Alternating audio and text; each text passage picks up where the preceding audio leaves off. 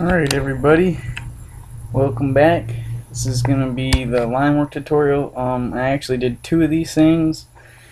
I didn't do the voice obviously, thank God, but I did the drawings. Spent about like, I don't know, 10 or 15 minutes on both of these and they got screwed. So I'm just going to group them real quick to show them to you. It's easy. You can just hold shift to select the layers and then either go down there and press group like I did, or just press Control Z or G like I did on the second one, and it will put them in a group like I'm showing you. Whee! Alright, so I'm gonna do another one. I'll do three, I guess. This video already turned out, so at least I'm not bummed out wondering if it's gonna work, because I know it worked. So this is it, guys. Put your learning caps on. Alright, I normally start out with the chin. You're going to want to use a really dark, crisp line. Obviously, for line work, I use the cover pencil in Painter. I think everybody that uses Painter uses the cover pencil for line work. It's just kind of the best tool that they give you for it. It's kind of a little fuzzy. Sometimes I like Sai a little better because it's really crisp lines. This can leave, like, it is a pencil, it can leave lighter lines sometimes, and you only want to do them once. Like, obviously when you see I do almost all my strokes in line work, I try and keep them one stroke, just clean, boom. And if you mess up, like I'm gonna do a bunch,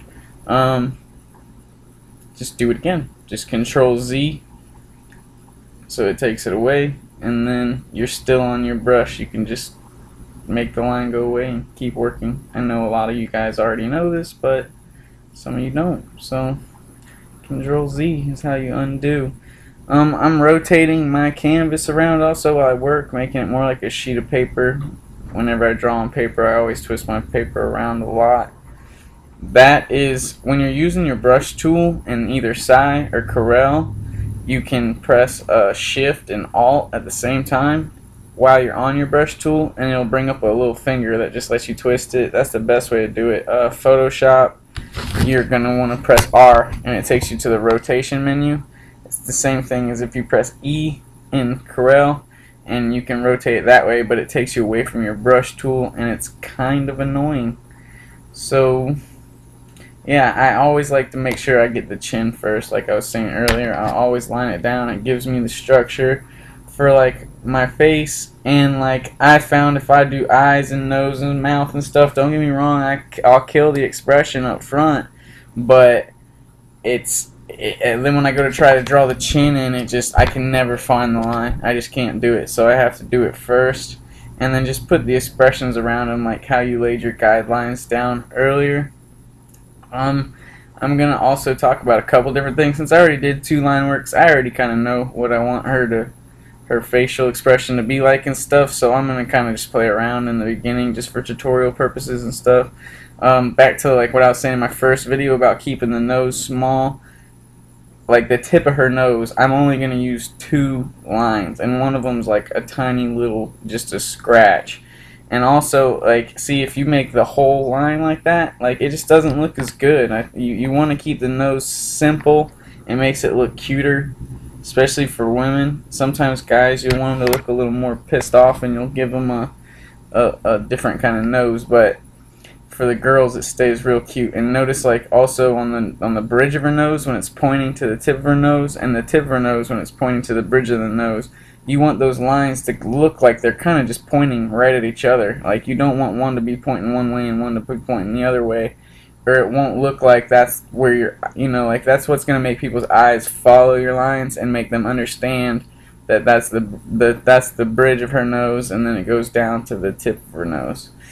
For the eyes, it's pretty basic. Don't give them like heavy eyelashes. Some people put way too heavy eyelashes. You want them to be thick so the eyes pop, but you don't want them to be huge, looking like a peacock and whatnot, because it looks ridiculous after a while. So try and keep them slim. I prefer to keep them slim. And whenever you're doing eyes, obviously, if you're doing a straightforward view, you're going to want them to be basically as symmetrical as possible. and just have the shine coming in from like one direction. That's the only thing that'll really be different about your eyes, is which direction the shine is on, the glare. But if they're at a perspective, you still want to make them look like it's the same eye, but at a different angle. And that's kind of why I started with this one for the tutorial. I know it's a little more advanced, and I'll probably do head-on views, but I think you guys kind of understand how to make something perfectly symmetrical rather than like perspective, like how I give her upper torso a little perspective and her face a little perspective and stuff. It's like I'm just trying to make it a little more informational for the people who already know the basics and stuff like that, and still keep it simple for the people that are just learning. Like you want to keep it clean and see, you know, there's not a lot of clutter. Like there's really not. You use a couple strokes here and there for what you need it for, but you don't want to have like all these lines jumbled up, like give her a whole bunch of frills on her eyebrows and stuff. Like it'll make her look old and not so pretty. And how I was saying earlier about how I was like playing around with the expression, I'm giving her like kind of like a mad look, like she's glaring at you. I'm going to keep the eyes the same way because I do want her to be glaring at you, but I'm not going to have her smirking mean at you like that. Obviously, I wanted to do it, just since I already showed you guys 2 line works already in the beginning. I wanted to give you just another kind of just more on a tutorial level of like how to play around with mouse. So it really changes the look, but when you back out and see like her whole expression, which I'm sure I'll do before I change her mouth, you'll be able to see that you definitely need to make the expression of your face. And it's the same thing with hands. Whenever you go into doing hands, you want them to be very accurate and like portray what you're trying to get across. Like right now she looks like she's kind of angry, and that's what I was trying to do. It's not what I'm going to do for the picture, of course, but like you'll want to do that. And then I'm also going to show like the reason I'm putting the wrong face on her, because I also want to show like when I back out before I go to change it, how it makes the picture look bad if it's off, if it's not the right one. Like everything looks good up close, it looks like a good little face, you know, whatever, I won't be cocky or nothing, but it looks fine. But when you back out, it's like, what is she saying with her body? Like it looks so strange. The bottom half is kind of sexy, like bending, you know, strutting her stuff, and then the top half is like, if you look at me, I'm gonna throw a grenade at you. So we don't want that. And you don't want that either. You want to have your expressions, faces and hands are the key things that your body uses to express itself and for people to understand what you're feeling inside and whatnot. So you want to keep both of those extremely accurate to whatever your general idea was when you're doing your gestures. Like back in the first video when I was, you know, sketching her out, I knew that I wanted to have her have this kind of, you know, a happier expression. So now I'm going to go in here and change it and give her a little bit more of a proper smile and whatnot. I like to keep my eyebrows real thin. Sometimes I'll make them like thicker at the top and thinning down, and sometimes I'll make them thinner at the bottom, or thicker at the bottom and thinning out at the top, like I did on this one. It doesn't really matter, but just don't make them too thick unless you're doing like guys, which I'll do some videos of later. Obviously I like to draw like kind of half and half so that I don't get rusty on either of them. And the eyebrows are the same thing. You want them to kind of be expressing what she's, you know, she's got this little curious look about her, like it's kind of seductive, you know what I mean? Like, so just try and keep it all nice and flowing. I gave her a little beauty mark on her cheek. I don't know, why not? Having some fun. For the hair, you're gonna want to like, just kind of feel it out. Go with the lines that you used earlier so that you're keeping your hair where you wanted it. How I was saying on the first video, how we won't go into detail and whatnot, we just lay it in, and that's what this purpose is for now. I kind of can see which direction her hair is flowing Right now I'm just gonna kind of like feel in my head what's on top of what. That bang is gonna have to be on top of everything, and then her hairline's kind of be below that, and then it'll stretch up, and then the spike will, or her bangs will fold over top of that. So it gives it a little bit of dimension, and you're always going to want that. You're not just going to want to draw like a hairline and then just do, give it some volume. It's got to look like it's coming off. As ridiculous as it sounds, even for a guy, when you're drawing girls, you have to kind of think in a cuter mind state. Like, girls go out of their way to try and look pretty, and like, if you don't capture that in your drawing, she's not going to look like a pretty girl. Like, you kind of have to think what a girl would want to do to be cute. It shouldn't be too hard if even for guys, what you like in cute girls, so just kind of try to apply that or whatever.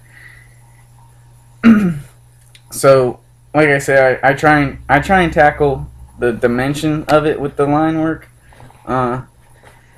Whatever's on top needs to definitely be on top, and the other lines need to stop as soon as they hit that line. You don't want anything crossing over, or it will absolutely tell your eye that it's something different than what you were trying to actually make. So like her bang on the right there in front of her ear goes down first, and then her ear behind that, and then her other bang is going to be on top. Like the hair that's falling forward on her shoulder is going to be on top, so but behind the chin, so I'll do that piece next, and then the hair that's in the complete background, then I'll do that next. I work from front to back. For long strokes like this, like up her hair and stuff, you'll hear a lot of artists say, especially ones that work in pen, that you want to draw from your shoulder and not your wrist, because it'll make your strokes longer and cleaner. And if you draw from your wrist, they'll kind of, like, it's just not the same control. Sometimes you want that control for like eyes and stuff like that, but for long